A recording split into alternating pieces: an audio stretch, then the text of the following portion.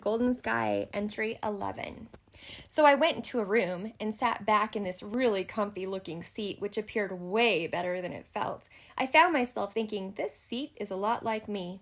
The room was decorated in a sickeningly sweet flower theme, as if anyone who goes in there to get an amnio test wants to feel all flowery and happy. Just before I could rip the border off the wall, a nurse entered the room. She totally lacked empathy, and I felt worse sitting in her presence. She sucks as a nurse and should really find a job at a hair salon where people aren't pregnant with complications. She'd done her hair up, and I bet she'd make one hell of a beautician. She said how sweet and refreshing I am, but my tear-streaked face didn't believe her as she laughed and talked on and on. She said she wanted to be honest since I'm a smart kid. Then she told me how I should end the pregnancy because I need to do what's best for me, like I'm so freaking amazing or something. She asked if I'm married and how old I am, as if the baby didn't matter. I told her I want to have the baby unless he has trisomy. And she said he'll probably die shortly after being born anyway.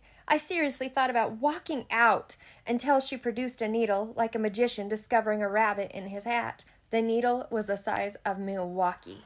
It takes a lot to scare me, it really does. I went through a natural childbirth with Ruby and was pretty much quiet the whole time. Not that it didn't hurt, but my family taught me how to be tough. I have a relentless pain tolerance, but that ungodly needle of all things took me off guard. I stopped Miss Sunshine right there and asked if she wanted to kill me. It seemed like a poorly written horror film where the baby will die so they kill off the mother too.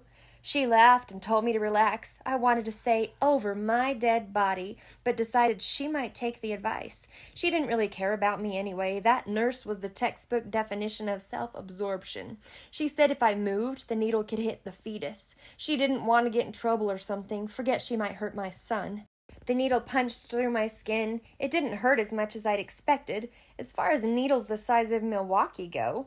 I saw my baby on the ultrasound and the needle the nurse used. I held still, not wanting that stupid thing to touch my son. He kicked a couple of times. Poor little guy. He doesn't know there's anything wrong with him. Anyway, they said the results will come back soon. It won't be soon enough, though. When God made me, he didn't throw patience into the dill. So we still don't know if our baby has trisomy. I'll get back to you on that later, but right now, I need to go cry.